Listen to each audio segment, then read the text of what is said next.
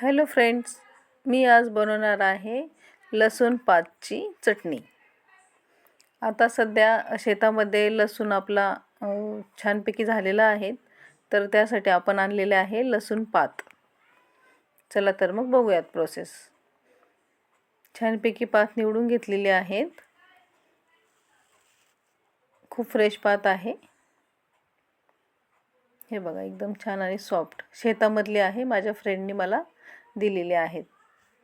चला तर मग एक नवी रेसिपी आपण करूयात। त्यानंतर मी त्यातली अर्धी यूज केलेली आहे आणि अर्धी छानपैकी धुवून घेतली आहे लसूण पात, आणि त्याचे शेंडे आपण कट करून घेऊयात। हे बघा, अशा पद्धतीने।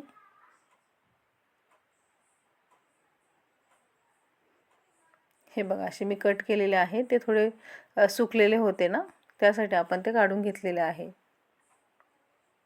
त्यानंतर जाड बारीक आपण त्याला कापून घेऊयात। हे बघा, असं बारीक नाही कापली तरी चालेल, कारण की आपल्याला शिजवायचीच आहे। त्यानंतर कढईमध्ये तेल टाकलेले आहे।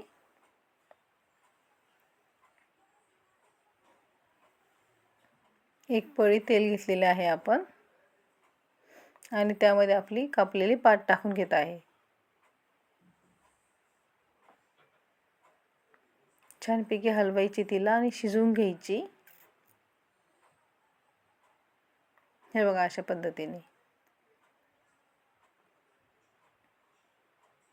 आणि छानपैकी त्याचा कलर पण छान आलेला आहे। आणि जास्त हलवायची नाही तिला, जास्त जर हलवली ना तर तिचा कलर चेंज होतो। थोडंसं मीठ टाकलं आहे मी चवीनुसार, आणि झाकण ठेवून आपण एक 5 मिनिटं तिला छानपैकी शिजवून घेऊयात। हे बघा, अशी मस्त छान नरम शिजलेली आहेत। आपण तिला आता मिक्सरच्या भांड्यामधून टाकून घेऊयात। हे बघा, अशी एकदम थोडी झालेली आहे चटणी। पात कमी असल्यामुळे चटणी थोडी झालेली आहेत आपली। चला तर मग त्याच्यामध्ये ॲड करूयात आपण गावरान तीळ। अर्धी वाटी तीळ घेतलेली आहे। त्यानंतर थोडेसे शेंगदाणे टाकलेले आहे, भाजलेले नाही शेंगदाणे, कच्चे आहेत। त्यानंतर कोथिंबीर स्वच्छ धुवून घेतली आहे, वाटीभर कोथिंबीर आहे। एक हिरवी मिरची घेतलेली आहे मी। चला तर मग वाटून घेऊयात। हे बघा, एकदम छान झालेली आहे आपली चटणी वाटून। चला तर मग आपण तिला सर्व करूयात।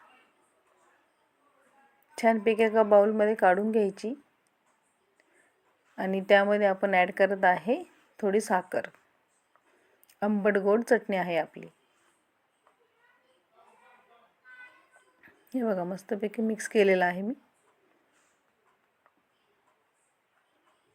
त्यानंतर आपण त्याला थोडं तेलामध्ये थोडं लाल तिखट टाकून फोडणी देणार आहे चटणीला वरच्यावर। हे बघा, खूप छान अशा पद्धतीने आपण फोडणी दिलेली आहेत, आणि वरून त्याला दही पण टाकलेलं आहे त्यामध्ये। म्हणून मी म्हटले आहे आंबट गोड चटणी। आणि लसूण पात ही आपण मध्ये खाल्लीच पाहिजे, कारण की हार्टसाठी ती खूप चांगली असते। चला तर मग रेसिपी आवडली असल्यास लाईक करा, शेअर करा, कमेंट करा, आणि सबस्क्राईब करा माझ्या चॅनलला। नक्की ट्राय करा रेसिपी, आणि कमेंट करून सांगा। आणि ही चटणी आपण वडापावसोबत पण खाऊ शकतो, थालीपीठांसोबत पण खाऊ शकतो। चला तर भेटू नेक्स्ट रेसिपीमध्ये। चलो बाय।